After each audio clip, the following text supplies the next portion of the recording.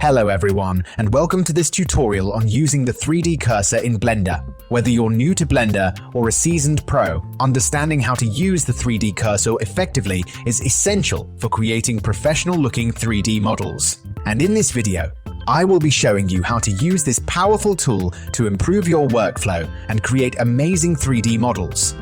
Throughout this video, I'll be covering the basics of the 3D cursor, including how to place it, move it, and use it for precise modeling. I'll also show you some advanced techniques, such as using the 3D cursor to create custom transform orientation. The 3D cursor is an essential part of Blender's interface. However, it can be a little tricky to understand at first, which is why I've created this tutorial to help you get started. So grab your coffee, sit back, and let's dive into the world of the 3D cursor in Blender. First of all, what is a 3D cursor? The 3D cursor is a tool that allows you to set a point of reference in 3D space. It is the little red and white crosshair that is usually sitting at the origin on the world grid. Think of the 3D cursor as a virtual marker that you can place in your scene to help you position and manipulate objects with precision. In fact, the 3D cursor is also referred to as the spawn location for most of the objects. That is, when you create a new object, for example, Blender will place it at the location of the 3D cursor by default. Learning how to move the 3D cursor in Blender is an essential skill needed to be successful when working with the software. There are actually 3 ways to move the 3D cursor. One of the most straightforward ways to move the 3D cursor is by selecting the cursor tool from the toolbar. This tool functions similarly to a mouse pointer, allowing you to change the location of the 3D cursor with a single click. Simply click on the desired location to move the 3D cursor there. We will dive further into the functionality of this tool in a bit. The second method involves using a keyboard shortcut. Press and hold the Shift key and then right-click to move the cursor to any desired location. Lastly, you can use the sidebar to move the cursor. Press the N key to open the sidebar and select the View option. From there, you can access the 3D cursor section, which displays both location and rotation value. This allows you to adjust both the location and rotation of the 3D cursor with ease. By utilizing these 3 methods, you can easily and efficiently move the cursor in Blender to achieve your desired result. As we have previously discussed, the cursor tool can be easily accessed from the toolbar. Once selected, it can be used with a simple mouse click. However, there are additional functionalities that can be explored within this tool. One such functionality is the Surface Project option, which can be found in the settings above. When checked, the 3D cursor will be placed on the surface of any selected geometry.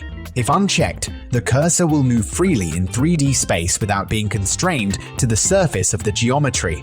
Another important feature is the orientation setting, which offers 4 options. The view orientation aligns the cursor with the field of view, ensuring that it always faces the user. The geometry mode allows the cursor to rotate with respect to the selected geometry, which can be useful when working with complex shapes. The transform mode sets the cursor to the selected transform orientation, such as global or local. The none option cancels the orientation of the cursor. By understanding and utilizing these functionalities, users can enhance their workflow and achieve greater precision in their 3D modeling projects. In our previous video, we discussed transform orientation, but we neglected to cover cursor orientation. If you haven't watched that video yet, I highly recommend doing so before proceeding, as it will provide a better understanding of transform orientation. Now, let's delve into cursor orientation. As you may already know, cursor orientation is determined solely by the rotational values of the 3D cursor. By rotating the cursor, you can observe how the axis of the geometry changes in accordance with the cursor's rotation. This feature is particularly useful for precise modeling and manipulation of objects in 3D space.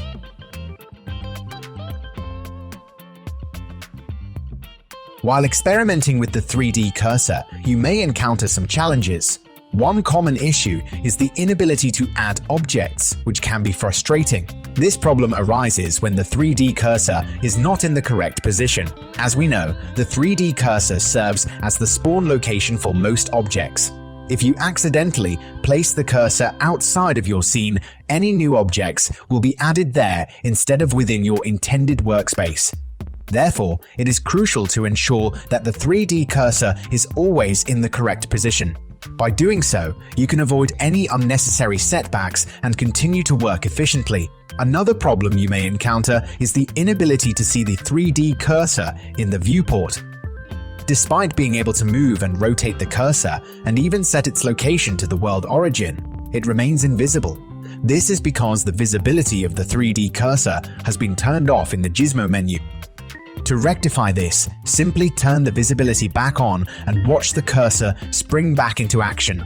By being aware of these potential issues and knowing how to solve them, you can make the most of your 3D cursor and create stunning designs with ease.